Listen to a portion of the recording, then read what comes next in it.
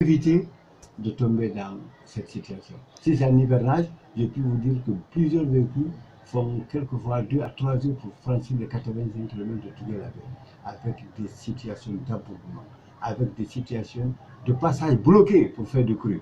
C'est donc c'est ce cadre que nous vivons. Voilà, je vais revenir sur une question qui m'est venue en tête. À votre prise de service ici, il y a eu des problèmes entre les membres de cette délégation spéciale, ce qu'on a appris. Est-ce que vous pouvez nous revenir sur cette situation? Des problèmes entre qui et qui? Entre les membres de la délégation spéciale, l'équipe entrant et celle sortante. Des problèmes, non, il n'y en a pas eu. Seulement, quand on nous a passé le service, nous avons posé une question.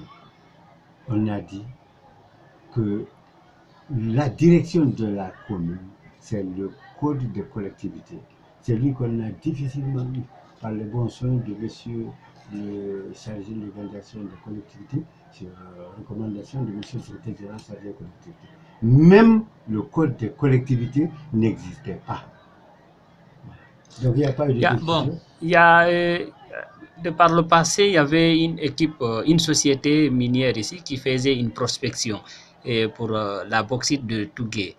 Est-ce que cette société est toujours là et qu'est-ce qu'elle fait pour la commune là depuis votre prise de service?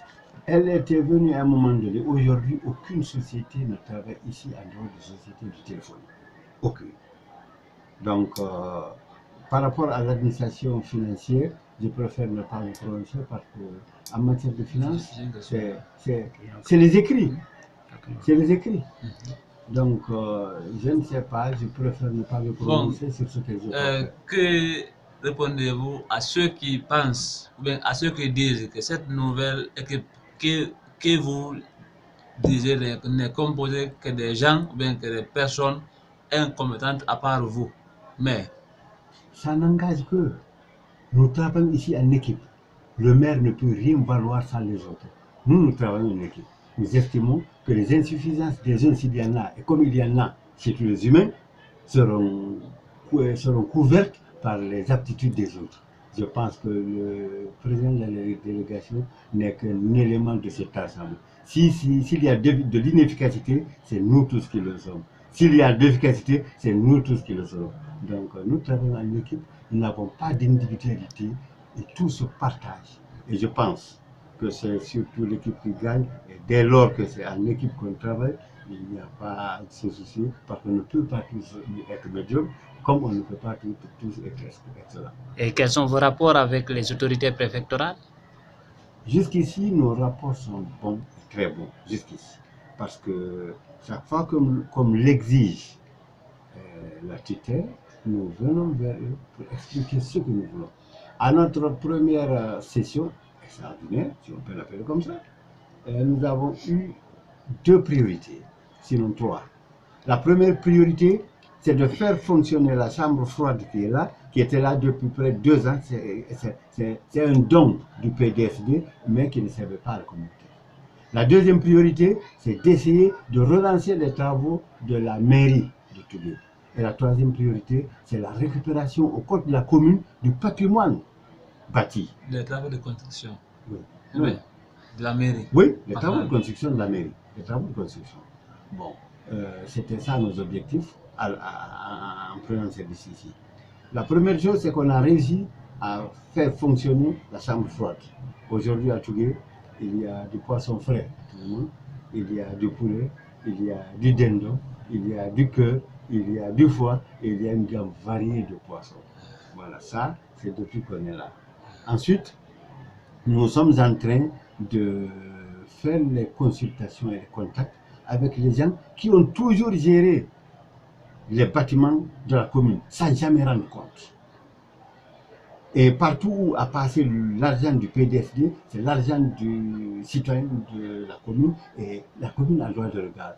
C'est ainsi qu'on peut citer un exemple, la maison des jeunes, le stade préfectoral, le CAF, etc. etc. C'est quoi le CAF? Le CAF, c'est le centre d'appui aux actions féminines. Et un dernier mot? Oui. Un dernier mot? Oui, un dernier mot, c'est que Tougué est l'une des communes les plus déshéritées.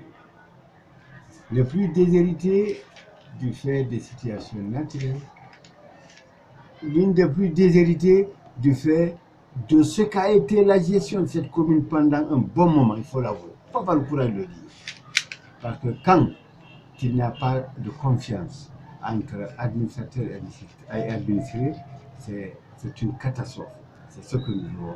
Je voudrais donc que pour une fois encore, si cela avait déjà été, que les citoyens ou que nos lecteurs croient en cette commune jusqu'à ce qu'elle prouve le contraire.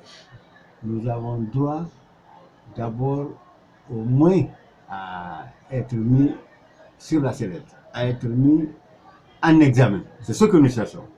Et du reste, nous nous emploierons pour qu'au lendemain de notre départ d'ici, qu'on puisse regarder tous les gens du Tougué les yeux dans les yeux.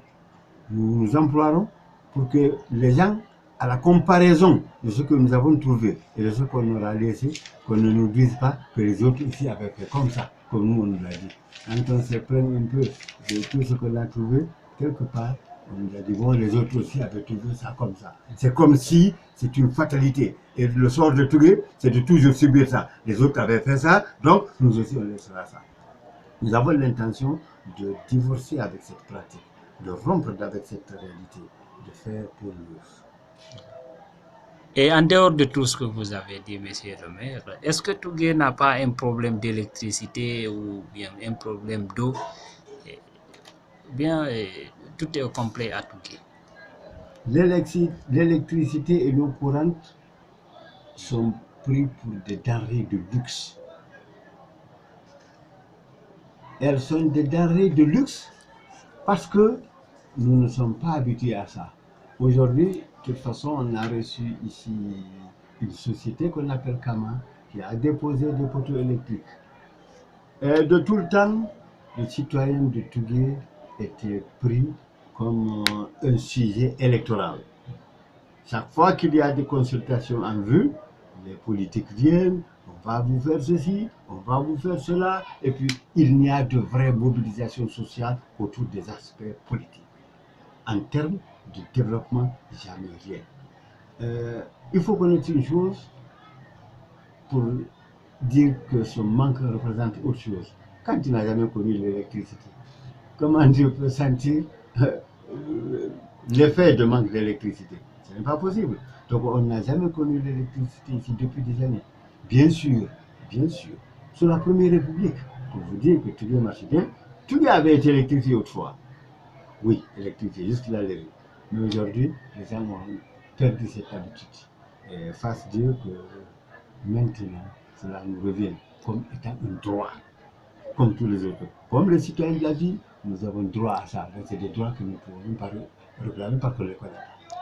Et lors du passage du président de la République Alpha Condé ici à Tougué, on se rappelle, il avait fait des promesses à la population de Tougué, notamment la construction d'un barrage, c'est à Kukutamba. Et où est-ce que l'on en est par rapport à ces promesses?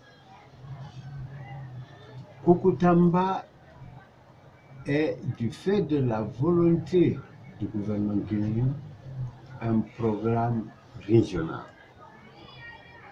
Nous ne